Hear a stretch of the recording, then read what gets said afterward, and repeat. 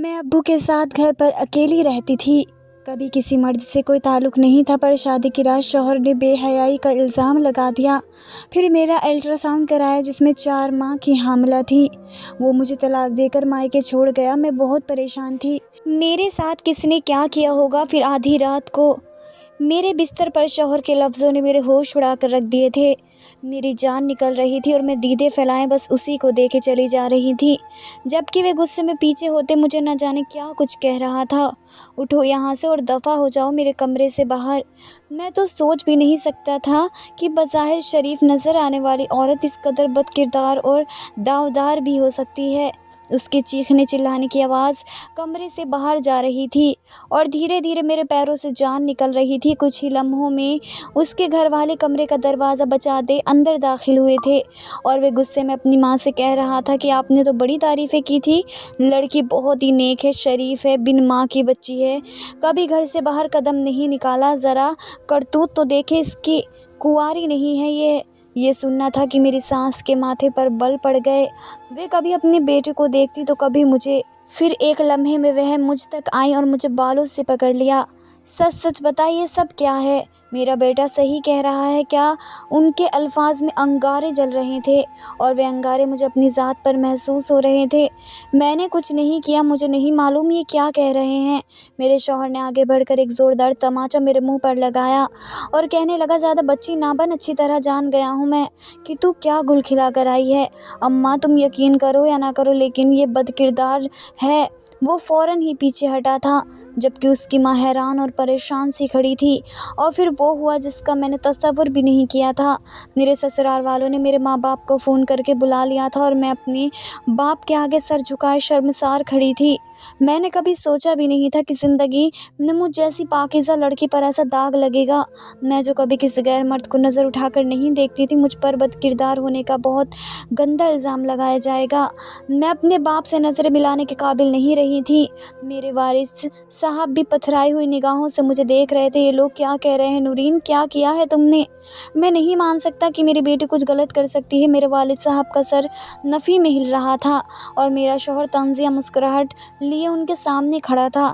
کیا لگتا ہے آپ کو؟ آپ کے پیٹھ پیچھے آپ کی بیٹی بہت شرافت سے گھر میں رہتی ہوگی۔ پوچھیں اس سے اس کا کس کے ساتھ تعلق ہے اور آپ نے کس کی گندگی میرے سر پر تھوپ دی ہے؟ میرے شوہر کا رویہ لمحہ بلمحہ بگڑ رہا تھا۔ میرے والد صاحب نے ہاتھ اٹھا کر اسے چپ کروا دیا اور کہنے لگے، خبردار جو ایسی کوئی بھی بات کی۔ میری بیٹی بہت نیک اور شریف ہے اور میں خود اس بات کا گواہ ہوں۔ پھر بھی اگر تمہاری تسلی نہیں ہوتی تو ہم کسی لیڈی ڈاکٹر کو دکھا لیتے ہیں۔ ضروری نہیں ہے کہ تم جس معیار پر میری بیٹی کو جانچ رہے ہو وہ صحیح بھی ہو۔ میرے والد صاحب کے کہنے پر میری سانس بھی راضی ہو گئی اور کہنے لگی، ہاں ہمیں ڈاکٹر کو دکھا لینا چاہیے۔ اور پھر وہ لوگ مجھے لے کر ہاسپٹل پہنچ گئے۔ ڈاکٹر نے مجھے الٹرا ساؤنڈ کے لیے لٹایا تو میرا دل تیزی سے دھڑکنے لگا۔ میں جانتی تھی کہ میں نے کوئی گناہ نہیں کیا لیکن اس کے باوجود بھی مجھے ایک پل کا چین نہیں آ رہا تھا۔ ڈاکٹر نے الٹرا ساؤنڈ کی مشین اسٹارٹ کی تھی اور دھیرے دھیرے میرے پیٹ پر وہ ایک کالا گھما رہی تھی اور میں آنکھیں بند کیے اپنی بدنصیبی پر آنسو بہا رہی تھی۔ سالوں بعد میری زندگی میں کوئی خوشی آئی تھی لیکن وہ بھی بس چند لمحوں کی مہمان ثابت ہوئی تھی۔ چند ہی لمحوں میں میری پوری دنیا اجڑ گئی تھی اور مجھ پر ایسا الزام لگا تھا کہ ہر طرف میرے ہی نام کے چرچے ہو رہے تھے۔ ڈاکٹر نے الٹرا ساؤنڈ مکمل کیا اور پھر مجھے باہر آنے کو کہا۔ وہ اپنے روم میں جا کر بیٹھ گئے اور میں ان کے پیچھے آ گئی۔ ان کے کمرے میں میرا شوہر، میری ساس اور میرے والد صاحب بھی موجود تھے۔ ڈاکٹر صاحبہ میرے والد صاحب کی پرانی جاننے والی تھی، اس لیے میرے والد صاحب نے انہیں ساری بات ہی بتا دی تھی۔ انہوں نے کچھ الٹرا ساؤنڈ کی رپورٹ سامنے رکھی اور گہرا سانس لیا۔ پھر وہ کہنے لگی کہ یہ کہتے ہوئے مجھے خود بھی بہت شرمندگی ہو رہی ہے سجاد صاحب، لیکن آپ کے داماد کا الزام ٹھیک ہے، آپ کی بیٹی بد کردار نہیں ہے بلکہ حاملہ ہے۔ یہ سننا تھا کہ میرے قدموں تلے سے زمین ہی نکل گئی تھی، جبکہ میرے والد صاحب وہ اپنی جگہ سکتے میں آ گئے تھے اور میرا شوہر جو کچھ دیر پہلے ہی میرا شوہر بنا تھا زور سے ہنسا تھا۔ دیکھ لیا، آپ لوگوں کو یقین نہیں آ رہا تھا؟ میں نے کیا کہا تھا، یہ لڑکی بد کردار ہے۔ میرا اس سب کوئی تعلق نہیں، کسی اور کا ناجائز بچہ یہ میرے سر پر تھوپنی چلی تھی اور اس کا باپ بہت اس کے کردار کی گواہی دے رہا تھا۔ اب خود ہی سنبھالے اپنی بیٹی کو۔ میں اسے طلاق دیتا ہوں، طلاق دیتا ہوں، طلاق دیتا ہوں۔ شوہر نے مجھے طلاق کہہ سنائی تھی اور میری سانس کے ساتھ وہ باہر چلا گیا تھا۔ میرے والد وہیں بیٹھ کر آنسو بہانے لگے تھے اور میں خود وہیں زمین پر بیٹھ گئی تھی۔ ڈاکٹر صاحبہ نے مجھے سنبھالا اور کہنے لگی، بیٹی اگر کوئی غلطی ہوئی ہے تو اپنے والد صاحب کو بتا دو، یہ جس کسی کا بھی بچہ ہے یہ اس سے رابطہ کریں گے اور تمہاری زندگی برباد ہونے سے بچ جائے گی۔ ہمارے سسرال والوں نے ہسپتال میں بھی کافی ہنگامہ کیا ہے، مجھے یقین ہے کہ انہوں نے پاس پڑوس اور محلے میں بھی کافی چرچا کیا ہوگا، اس کی وجہ سے تمہاری بدنامی ہو جائے گی۔ ڈاکٹر صاحبہ مجھے پیار محبت سے سمجھا رہی تھیں اور میں بس روئے چلی جا رہی تھی۔ کیا بتاتی ہوں انہیں، میں نے کوئی گناہ نہیں کیا تھا، میں نے کچھ غلط نہیں کیا تھا، میرا کسی کے ساتھ کوئی تعلق کوئی واسطہ نہیں تھا، میں نے تو کبھی کسی کو نظر بھر کے بھی نہیں دیکھا تھا، مگر یہ بچہ پھر کس کا تھا؟ میں کیسے اس بات کو جسٹیفائی کرتی؟ میرے والد صاحب نے خاموشی سے ساری رپورٹس اٹھائیں، ڈاکٹر صاحبہ کا شکریہ ادا کیا، وہ جیسے سنبھل چکے تھے، پھر مجھے اپنے پیچھے آنے کا اشارہ کیا اور میں کسی بے جان لاش کی طرح ان کے پیچھے چل پڑی۔ انہوں نے رکشہ کیا، مجھے رکشہ میں بٹھایا، پھر ہم اپنے گھر پہنچ گئے۔ ابھی بھی میرے ہاتھوں پر سرخ مہندی سجی ہوئی تھی، کچھ زیورات بھی جسم پر موجود تھے، لباس البتہ میں نے تبدیل کر لیا تھا، لیکن یہ بھی نئی دلہنوں جیسا ہی بہت زیادہ کڑا ہوا تھا۔ میں بنا کچھ کہے اپنے کمرے کا رخ کیا تھا اور اسی بات نے میری جان نکالی تھی۔ ابا پلیز میری بات سنیں، میں نے جاتے ہوئے ابا کو روکا تھا۔ ابا نے پلٹ کر ایک نظر مجھ پر ڈالی تھی، وہ نظر اتنی سرد تھی کہ میرے بیان سے بھی باہر تھی۔ ابا یقین کریں میں نے کچھ نہیں کیا۔ میری آنکھوں سے بہتے آنسو شاید انہیں میری بے گناہی کا یقین دلا دیتے، یہی سوچ کر میں روتے ہوئے ان کے پیروں میں بیٹھ گئی تھی۔ ابا کہنے لگے، نورین مجھے لگا تھا کہ تمہاری ماں نہیں ہے تو کیا ہوا، میں اکیلا ہی تمہاری تربیت کر سکتا ہوں، میں نے ساری زندگی تمہاری خاطر شادی نہیں کی تاکہ تمہیں کبھی سوتیلی ماں کی وجہ سے کوئی زیادتی برداشت نہ کرنی پڑے، لیکن میں یہ تصور بھی نہیں کر سکتا تھا کہ میری اتنی قربانیوں کے باوجود تم اس حد سے گزر جاؤ گی۔ ابا یہ کہہ کر اپنے کمرے میں جا کر بند ہو گئے تھے اور میں وہیں روتے روتے زمین پر اپنی چوڑیاں بھرے ہاتھ پیٹنے لگی۔ دیکھتے ہی دیکھتے ساری چوڑیاں ٹوٹ کر بکھر گئی تھیں، میرے ہاتھوں سے خون رسنے لگا تھا، لیکن دل تھا کہ سنبھل ہی نہیں پا رہا تھا، نہ جانے کتنے ہی لمحے ایسے گزر گئے تھے۔ پھر بڑی مشکل سے میں اٹھی اور اس کمرے میں پہنچی جہاں سے کچھ گھنٹے پہلے میں رخصت ہو کر گئی تھی۔ وہ کمرہ اب بھی جیسا کا ویسا ہی تھا، میرے پرانے کپڑے تیاری کی جلدی میں بکھرے ہوئے، میرے کچھ زیور اور سامان وغیرہ سب ویسے ہی بے ترتیب تھا۔ ابھی تو شاید میرے پیچھے میرے گھر کی صفائی بھی نہیں ہوئی تھی اور میری پوری زندگی ہی بدل گئی تھی۔ میں نے بستر صاف کیا اور چپ چاپ سے اپنے بستر پر لیٹ گئی، سب چیزیں باقی میں نے ایسے ہی چھوڑ دی تھی۔ گزری شب اسی بستر پر لیٹ کر میری نئی زندگی کے حوالے سے کتنے خواب دیکھے تھے کہ میری اور اجمل کی شادی ہوگی اور اجمل کے ساتھ میں ایک نئی زندگی گزاروں گی، میری سالوں پرانی تنہائی ختم ہو جائے گی۔ ماں کے جانے کے بعد سے میرے لیے زندگی بہت ویران ہو گئی تھی، مجھے لگا تھا کہ نئی زندگی، نئے گھر، نئے رشتوں میں سب کچھ مجھے واپس مل جائے گا اور میں بہت خوش رہوں گی، مگر کس کو خبر تھی کہ یہ سب ہو ہی جائے گا۔ میں نے اپنے پیٹ پر ہاتھ رکھا تو شرمندگی اور ذلت کے احساس سے میرا دل خون کے آنسو بہانے لگا۔ یہ کس کا بچہ تھا؟ 4 ماہ کا حمل، 4 ماہ پہلے کس نے میرے ساتھ؟ یہ وہ سوال تھے جنہوں نے میرے اندر آگ بھر دی تھی، کاش کہ میں ان سوالوں کا جواب حاصل کر پاتی۔ روتے روتے ہی مجھے نیند لگ گئی تھی، میں ہمیشہ سے بہت گہری نیند سونے کی عادی تھی، لیکن فی الحال مجھ پر جو گزرا تھا اس کے بعد مجھے بہت زیادہ رونے کی وجہ سے نیند آئی تھی۔ گہری نیند نہیں تھی، اس لیے شاید رات کے کسی پہر میری آنکھ کھلی اور یہ دیکھ کر میرے ہوش اڑ گئے کہ میں بستر پر تنہا نہیں تھی بلکہ میرے ساتھ میرا نام نورین ہے، میں اپنے والدین کی اکلوتی بیٹی تھی۔ میری اماں بتاتی تھی کہ ان کی شادی کے 7 سال بعد میں پیدا ہوئی تھی اور اس لیے وہ اور ابا دونوں ہی مجھ سے بہت محبت کرتے تھے، ان دونوں نے میرا حد سے زیادہ خیال رکھا اور میں سب کی لاڈلی بن کر بڑی ہونے لگی، لیکن محض 10 سال کی عمر میں ہی میری ماں اس دنیا سے گزر گئیں اور یہ وہ صدمہ تھا جو میرے لیے ناقابل برداشت تھا، لیکن مجھ سے زیادہ میرے والد کی حالت غیر تھی، وہ تو جیسے اس بات کو برداشت ہی نہیں کر سکے تھے۔ وہ میری ماں سے بہت محبت کرتے تھے۔ میری ماں ایک دم سے ہی بیمار ہوئی تھی اور میرے والد ان کے ساتھ بستر سے لگ کر بیٹھ گئے تھے، کبھی ان کا سر دباتے، کبھی پاؤں دباتے، ان کا ہر طریقے سے خیال کرتے، لیکن میری ماں کی حالت دن پہ دن بگڑتی چلی گئی اور وہاں میری ماں نے دم توڑ دیا۔ جب ڈاکٹر نے یہ خبر ہمیں سنائی تو میرے ابا زمین پر گر گئے تھے، کتنی ہی دیر انہیں ہوش نہیں آیا تھا۔ محلے والوں نے جیسے تیسے ابا کو سنبھالا تھا اور پھر اماں کی تدفین کے بعد بھی ابا غم سے نڈھال بس ہر وقت اپنے کمرے میں رہنے لگے تھے، نہ انہیں گھر का होश था, ना कारोबार का। फिर अब्बा के कुछ दोस्त हमारे घर आए। वे काफ़ी देर तक अब्बा के कमरे में बंद रहे और उसके बाद धीरे धीरे अब्बा ने संभालना शुरू किया। शायद उनके दोस्तों ने मिलकर उन्हें संभाल लिया था। अब्बा ने वापस कारोबार में दिलचस्पी लेना शुरू कर दी। वो घर और कारोबार दोनों संभाल रहे थे। मेरा भी बहुत ज़्यादा ख्याल रखते थे, लेकिन मेरी हालत संभल नहीं पाई थी। मैं हर वक्त माँ को याद करके रोती रहती थी। अब्बा मुझे घुमाने फिराने ले जाते, मुझे चीज़ें दिलाते, मेरे साथ शॉपिंग करते। उन्होंने मुझे बहुत अच्छे स्कूल में पढ़ाना भी शुरू कर दिया था। फिर कुछ रिश्तेदार हमारे घर आए। उन्होंने अब्बा पर दूसरी शादी के लिए दबाव डाला, लेकिन अब्बा ने साफ इनकार कर दिया। कहने लगे, जब तक नूरीन की जिम्मेदारी मेरे कंधों पर है, मैं दूसरी शादी नहीं करूँगा। मैं अपनी बेटी के सर पर सौतेली माँ नहीं लाना चाहता। वो पहले ही अपनी माँ के गम से निहाल है। मैं उसके साथ कोई जुल्म या ज़्यादती बर्दाश्त नहीं कर सकता और ना ही मैं मोहब्बत में बंटवारा चाहता हूँ। फिर एक दिन मेरे मामू हमारे घर आए और उनका अब्बा के साथ बहुत झगड़ा हुआ।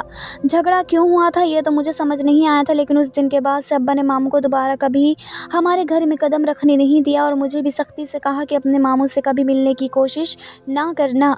मामू एक दो दफ़ा स्कूल से बाहर आकर खड़े हुए, लेकिन अब्बा के हुक्म की वजह से मैं उनसे मिलने के लिए नहीं गई। एक दिन वह ज़बरदस्ती मेरे रास्ते में आ गए और कहने लगे कि मेरे साथ चलो, मैं तुम्हें अपने साथ रखूँगा। ये सुनना था कि मैं रोने लगी। मेरे रोने की आवाज़ पर इर्द गिर्द से लोग जमा होने लगे। सब मुझसे पूछ रहे थे कि ये आदमी तुम्हारा कौन है और तुम क्यों रो रही हो, जबकि मेरे मामू चीख चीख कर सबको कह रहे थे कि मेरी भांजी है, मेरी बहन मर चुकी है और उसका बाप एक अच्छा आदमी नहीं है, इसलिए मैं उसे अपने साथ ले जाना चाहता हूँ। ये सुनना था कि मैंने और ज़ोर से रोना शुरू कर दिया और लोगों ने मेरे मामू को ही गलत समझा और उन्हें मार पीट कर भगा दिया। उस दिन के बाद से दोबारा मेरे मामू मुझे लेने के लिए नहीं आए, क्योंकि मैंने सब लोगों के सामने साफ साफ कह दिया था कि मैं उस आदमी को नहीं जानती। अब्बा का यही हुक्म था और सबसे बड़ी बात, वो अब्बा के बारे में झूठ कह रहे थे। मेरे अब्बा हरगिज़ भी कोई बुरा आदमी नहीं थे। वो मेरा बहुत ख्याल रखते थे और मेरी खातिर उन्होंने दूसरी शादी नहीं की थी, वरना मेरी तो क्लास की लड़कियों ने भी मुझे यही कहा था कि चंद दिन गुजरने तो तुम्हारे अब्बा ने तुम्हारे सर पर सौतेली माँ बिठा देनी है। लेकिन ऐसा बिल्कुल कुछ नहीं हुआ था। यहाँ तक कि मैं 15 बरस की हो गई थी। मेरी ज़िंदगी बस मेरे घर और मेरे वालिद तक मुहित हो गई थी। मेरे अब्बा मुझे बाहर दोस्तियाँ करने को मना करते थे, इसलिए मेरी किसी लड़की से कोई दोस्ती नहीं थी। मैं स्कूल से वापस घर आती, घर के कुछ काम काज निपटाती और उसके बाद पढ़ाई में मसरूफ़ हो जाती थी।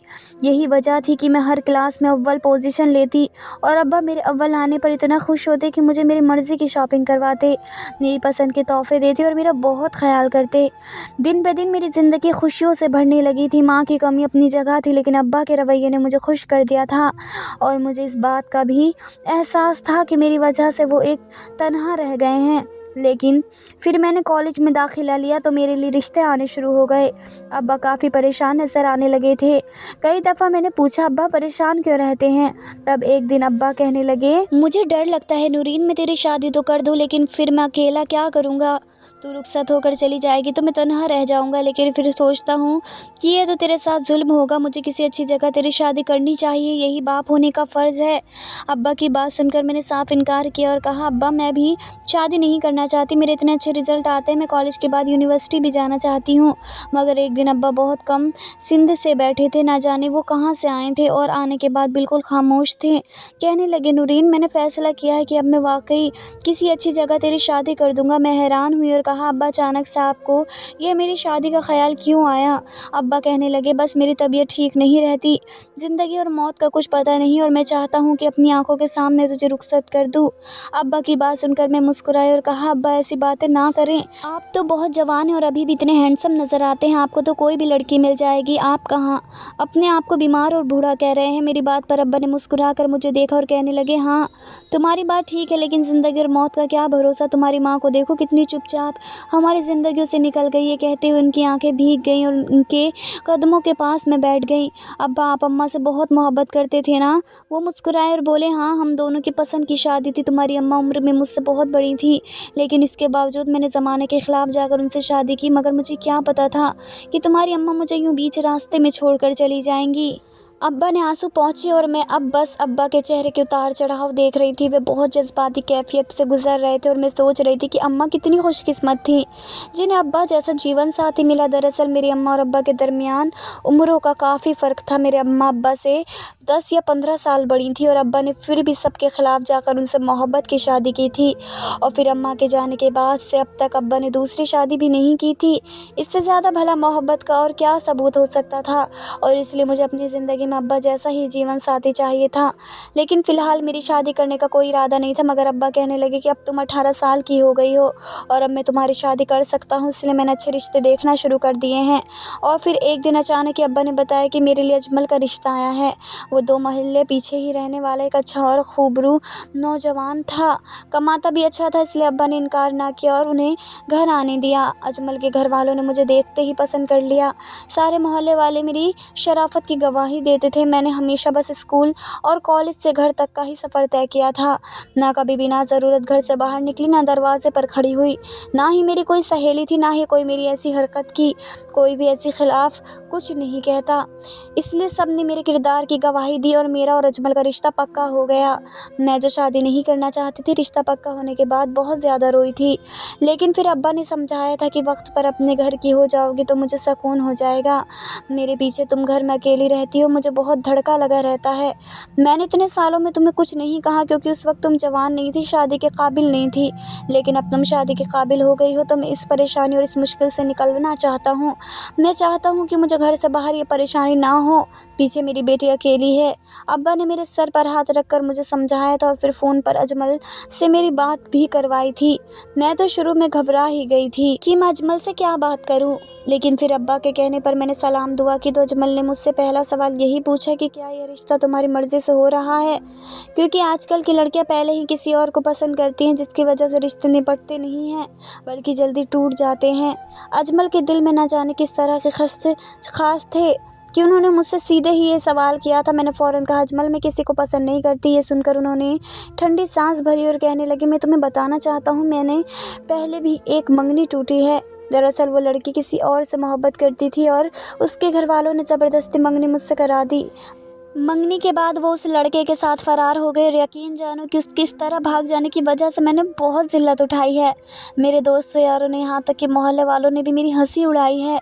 इसलिए मैंने पहले ही ये सवाल पूछ लिया। अजमल की बात सुनकर मुझे समझ आ गया था कि इस सवाल का क्या मकसद था, मगर मैंने उससे कह दिया कि मेरा किसी से कोई ताल्लुक़ और वास्ता नहीं। ये सुनकर वे मुतमईन हो गए थे। फिर मेरी और अजमल की कभी एक आध बार बात हो गई, वो भी अब्बा ने जब करवाई तब, क्योंकि मेरे पास जाती मोबाइल फ़ोन भी नहीं था। मुझे इतना समझ आ गया था कि अजमल एक अच्छा इंसान है और बस वह रिश्तों के मामले में ज़रा डरा हुआ है, क्योंकि इसकी पहली मंगेतर ने उसके साथ वाकई गलत किया था। मगर मैं ये नहीं जानती थी कि वह इसका बदला मुझसे लेगा और शादी की रात मुझे पाकीज़गी का टेस्ट भी देना होगा। हमारे रिश्ते के बाद शादी के दिन यूँ तेज़ी से करीब आए कि पता ही नहीं चला। अब्बा ने मेरी शादी के लिए हर वो चीज़ की जो एक बाप कर सकता है। अब्बा ने मुझे महंगा तरीन सोने का जेवर बनाया, फर्नीचर दिया, कपड़े, गाड़ी, हर चीज़, और मुझे अजमल के साथ रुखसत कर दिया। लेकिन कौन जानता था कि मेरी किस्मत में ऐसी बदनसीबी लिखी हुई थी कि शादी की पहली रात ही मुझे न सिर्फ बदकिरदार ठहराया गया था, बल्कि मैं 4 माह की हामिला साबित हो गई थी। मुझे यकीन ही नहीं आ रहा था कि मैं जिसने कभी किसी मर्द को नज़र भर कर नहीं देखा था, वो हामिला थी, वो भी पिछले 4 महीनों से। मेरा रो रो कर बुरा हाल था और यूं ही रोते रोते मैं सो गई थी। शादी की पहली रात की तलाक का दाग माथे पर लग गया था। अगली सुबह मुझे दुनिया को भी मुंह दिखाना था और अपने अब्बा को भी, जो शायद सबकी तरह मुझे गुनहगार समझ रहे थे। मुझे सोए हुए कुछ ही देर गुजरी थी कि मुझे एहसास हुआ कि मेरे साथ बिस्तर पर कोई मौजूद है। मैं बुरी तरह घबरा गई थी, लेकिन मैंने आंखें नहीं खोली। बस मैं ये महसूस करना चाहती थी कि ये मेरा वहम है, ये सच में मेरे कमरे में कोई मौजूद है। सच तो यह था कि मैं बहुत ज़्यादा खौफज़दा हो गई थी। वो जो कोई भी था वो बिस्तर पर मेरे बहुत करीब आया था और फिर शायद मुझे सोता हुआ देखकर वो कमरे की अलमारी की तरफ बढ़ गया था। मैंने अंधुली बंद आंखों से देखने की कोशिश की तो मुझे अंधेरे में भी ये बात समझ आ गई कि वो जो कोई भी था मेरा सामने टटोलने की कोशिश कर रहा था। और फिर मुझे लगा कि शायद चोर है। शादी वाला घर था और शादी वाले घरों में अक्सर ही सामान बहुत ज़्यादा होता है और ये सोचकर ही मेरी जान निकल गई थी। लेकिन वह अगर कोई चोर होता तो मेरे वो जेवरात उठाता जो साइड टेबल पर पड़े थे। الماری میں تو محض چند کپڑے اور اماں کی کچھ پرانی یادیں موجود تھیں۔ کچھ دیر بعد وہ شخص کمرے سے باہر نکل کر جانے لگا اور باہر صحن میں موجود زیرو کے بلب میں مجھے اس کا چہرہ دکھائی دیا اور میرے ہوش اڑ گئے، کیونکہ وہ اور کوئی نہیں میرے ابا تھے، جو نہ جانے کیوں میرے کمرے میں آئے تھے اور میری الماری میں گھسے تھے۔ ابا کے جانے کے بعد میں دبے قدموں اٹھی اور میں نے الماری کھولی تو دیکھا کہ کپڑوں کی وہ پوٹلی جو اماں کی تھی اور جس میں اماں کا کچھ ضروری سامان میں نے یادوں کے طور پر رکھا تھا، وہ اوپر کی طرف رکھی تھی، جبکہ وہ پوٹلی میں ہمیشہ پیچھے رکھتی تھی۔ یقیناً ابا نے وہ پوٹلی کھولی تھی۔ مجھے لگا کہ شاید اماں کی یاد میں کھولی ہوگی۔ یہی سوچ کر میں نے وہ پوٹلی کھولی تو میرے ہاتھ پاؤں لرزنے لگے، کیونکہ اس نے اوپر ہی 2-4 خط رکھے ہوئے تھے جو پہلے موجود نہیں تھے، اور جب میں نے وہ خط کھول کر پڑھے تو وہ کسی عاشق کی طرف سے میرے لیے لکھے گئے تھے۔ ان خطوں کی تحریر نے مجھے ہلا کر رکھ دیا تھا۔ ان خطوں کے مطابق میرا کوئی عاشق تھا جو مجھ سے ہمارے بچے کی خیریت دریافت کر رہا تھا۔ یہ خط اس طرح سے لکھے گئے تھے جیسے ہمارے درمیان اکثر ہی خط کتابت کا سلسلہ ہوتا ہو۔ کچھ سوال تھے جو کچھ سوالوں کے جواب جیسے کچھ پوچھا گیا ہو اور اس کے جواب میں یہ خط لکھے گئے ہوں۔ یہ خط کل تک بھی یہاں نہیں تھے، کیونکہ شادی سے پہلے بھی میں نے اماں کے سامان کو سینے سے لگایا تھا۔ میں نے جلدی سے وہ سارے خط ایک طرف کر کے بستر کے نیچے چھپا دیے، پوٹلی واپس ویسے ہی باندھ کر رکھی اور پھر بستر پر لیٹ گئی۔ مجھے سمجھ ہی نہیں آ رہا تھا کہ یہ کیا ماجرا ہے۔ ابا نے یہ پوٹلی کیوں کھولی تھی اور کیا یہ خط ابا رکھ کر گئے ہیں؟ میرے ہاتھ پاؤں پسینے سے بھر گئے تھے۔ اگلی صبح جب میں کمرے سے باہر نکلی تو ابا کڑے تیوروں سے مجھ سے پوچھنے لگے کہ بتاؤ اب مجھے یہ بچہ کس کا ہے؟ ابا کی بات پر میں نے انکار میں سر ہلایا اور کہا، ابا میں سچ کہہ رہی ہوں، نہ یہ بچہ میرا ہے اور نہ ہی میں کچھ جانتی ہوں۔ ابا کہنے لگے، تمہاری وجہ سے بہت بدنامی ہو گئی ہے نورین، شاید ہمیں یہ محلہ بھی چھوڑ کر جانا پڑے، اس لیے بہتر ہے کہ اپنے عاشق کا نام بتا دو تاکہ میں تمہیں اس کے ساتھ رخصت کر دوں۔ میں ابا کی بات سن کر رونے لگی تو ابا اٹھے اور میرے کمرے کا رخ کیا، پھر میرا سامان بکھیرنا شروع کر دیا جیسے کچھ تلاش کر رہے ہوں۔ چند لمحوں میں ہی مجھے ابا کا کھیل سمجھ آنے لگا تھا، لیکن اس کھیل کے پیچھے کی وجہ مجھے اب بھی معلوم نہیں تھی۔ کچھ دیر بعد ابا نے پوٹلی کھولی اور اس کا سامان پھینکنے لگے اور پھر دھیرے دھیرے ان کی شکل پر عجیب سے تاثرات نظر آئے، جیسے وہ کسی مقصد میں ناکام ہوئے ہوں۔ ان کے لہجے میں واضح جھنجھلاہٹ تھی۔ کہنے لگے، سچ سچ بتاؤ، کہاں ہیں وہ خط جو تمہارا عاشق نے تمہیں لکھے؟ فون تو تمہارے پاس تھا نہیں، یقیناً خط پر ہی بات ہوتی ہوگی۔ ابا کی بات پر میں ہکا بکا رہ گئی تھی۔ اب تو مجھے یقین ہو گیا تھا کہ خط ابا نے ہی لکھے تھے، لیکن کیوں؟ اور وہ خط کس نے کس کے لیے لکھے تھے؟ میں نے ابا سے کہا، مجھے تو کسی خط کا نہیں پتہ، میں نہیں جانتی آپ کس بارے میں بات کر رہے ہیں۔ ابا اٹھ کر میری طرف آئے اور کہنے لگے، زیادہ بھولی نہ بنو، بتاؤ مجھے۔ اور پھر انہوں نے پورا کمرہ پھیلایا اور انہیں بستر کے نیچے سے وہ خط مل گئے۔ وہ مسکرائے اور میرے آگے لہرا دیے، کہنے لگے، انہی خطوں کے بارے میں پوچھ رہا تھا، تم نے نکال کر یہاں چھپائے نا؟ ابا کو جیسے سمجھ آ گیا تھا کہ وہ خط میں نے ہی نکالے تھے۔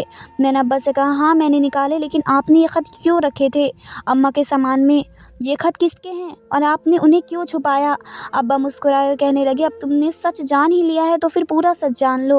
میں نے یہ خط اس لیے چھپائے تھے تاکہ میں انہیں نکال کر یہ ثابت کر سکوں کہ تم بدکار ہو، تم واقعی ہی کسی کے ساتھ تعلقات میں ہو اور ناجائز بچے کی ماں بننے والی ہو، تاکہ پھر کبھی کوئی تمہارے لیے رشتہ لے کر نہ آئے اور نہ ہی محلے والے یہاں ارد گرد کے لوگ تمہاری شادی کو لے کر سوال اٹھائیں، بلکہ سب تمہیں بدکردار سمجھ کر ہم سے دور ہو جائیں اور پھر میں کسی راہ چلتے کے ساتھ تمہیں رخصت کر کے اپنی تم سے جان چھڑا لوں۔ تمہاری منحوس ماں نے مرتے ہوئے ساری جائیداد تمہارے نام لکھ دی اور ساتھ یہ بھی لکھ دیا کہ اب تم 18 سال کی ہو جاؤ گی اور تمہاری شادی ہوگی تو یہ تمہیں ساری جائیداد مل جائے گی۔ جب تک میرے پاس صرف اس کاروبار اور سارے پیسوں کا اختیار ہے، لیکن میں اس کے بعد ان سب کا مالک نہیں، اس لیے میں چاہتا تھا کہ تمہاری ایک ناکام شادی کروا کر تمہیں ہمیشہ کے لیے اپنے گھر بٹھا لوں، اور دیکھو میں کامیاب ہو بھی گیا۔ اب میں اپنی مرضی سے شادی کروں گا اور اپنی زندگی گزاروں گا، اور جب بھی کوئی تمہاری شادی کی بات کرے گا تو میں یہ خط اسے دکھاؤں گا۔ ویسے بھی اب تو سبھی جانتے ہیں کہ تم بد کردار ہو۔ ابا کی بات سن کر میرے ہوش اڑے تھے۔ ابا آپ کیا کہہ رہے ہیں؟ میں آپ کی بیٹی ہوں، آپ میرے ساتھ یہ سب کچھ کیسے کر سکتے ہیں؟ اور یہ بچہ کس کا ہے؟ ابا مسکرائے اور کہنے لگے، نہیں ہو تم میری بیٹی، تم اپنی ماں کے پہلے شوہر سے ہو، اور وہ عورت پہلے سے شادی شدہ تھی اور اس نے میری محبت میں اپنے شوہر کو چھوڑا تھا اور پھر مجھ سے شادی کر لی تھی، لیکن میں نے تمہاری ماں سے پیسوں کے لیے شادی کی تھی۔ میں ساری زندگی عیاشی کرنا چاہتا تھا، لیکن پھر تمہاری ماں ہر بات پر مجھ پر مسلط ہونے لگی، اس لیے میں نے اسے ختم کر دیا۔ میں نے سوچا تھا کہ اس کے جانے کے بعد میں تمہیں کسی دارالرحمان میں چھوڑ آؤں گا اور سب کچھ ٹھیک ہو جائے گا، لیکن وہ جاتے جاتے سب تمہارے نام لکھ گئی اور مجھے اتنے سال تمہیں جھیلنا پڑا، مگر اب تمہاری तुम्हारी शादी भी हो चुकी है और तलाक भी, अब तुम्हारे लिए कोई रिश्ता नहीं आएगा और हमेशा के लिए सारी जायदाद को मैं खुद ही संभाल लूँगा। अपनी बदनामी के साथ तुम इस घर की 4 दीवारों में बंद रहोगी। अब्बा की बातों ने मेरे होश उड़ाए थे।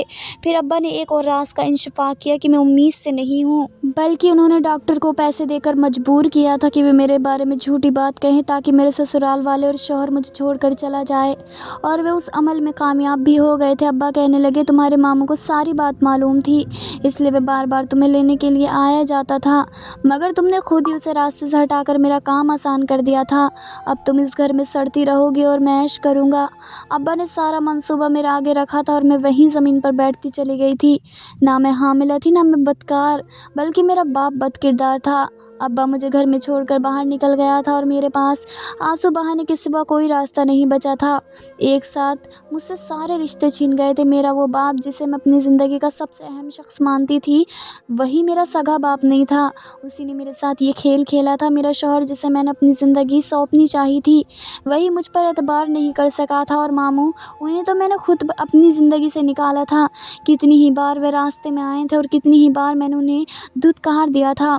अब मेरे पास कोई रास्ता नहीं था। शायद मुझे सारी ज़िंदगी ऐसे ही गुजारनी थी और यही सोचकर मैं रोती रही। अब्बा को गए ही कुछ देर गुजरी थी कि घर का दरवाज़ा बजा। मैं खुद को संभालती हुई दरवाजे पर गई। वह सामने खड़े मामू को देखकर हैरान रह गई। मामू ने मुझे सीने से लगाया और कहने लगे मेरी बच्ची, मैं जानता हूँ कि तुम्हारे साथ तुम्हारे बाप ने कैसा जुल्म कर दिया है। मैंने तुमसे मिलना ज़रूर छोड़ दिया था क्योंकि तुम मुझे गलत समझती थी, लेकिन तुमने गाफिल नहीं हुआ था। मुझे तुम्हारी शादी का इल्म था, लेकिन ये अंदाज़ा नहीं था कि एक ही रात में ये शख्स ऐसा खेल खेल जाएगा। मैंने रोते हुए मामू को सारी बात बताई तो मामू कहने लगे मुझे ये सब कुछ पहले दिन से समझ आ गया था। जब तुम्हारी माँ इतनी अचानक इस दुनिया से गई, मुझे उसी वक्त अंदाज़ा हो गया था कि तुम्हारे बाप की नीयत कैसी है, लेकिन मैं कुछ नहीं कर सका क्योंकि तुम्हारी माँ खुद से वसीयत लिख कर गई थी और वह मरते दम तक अपने शौहर पर एतबार करती रही थी। तुम्हारी माँ की गलती ये थी कि उसने तुम्हारी मोहब्बत करने वाले बाप को छोड़कर एक दूसरे मर्द की मोहब्बत को कबूल किया था। अपना घर तोड़कर दूसरा घर बसाने की कोशिश की थी और उसका नतीजा ये निकला कि वह अपनी ज़िंदगी भी हार गई और तुम्हारी ज़िंदगी भी ख़राब हुई।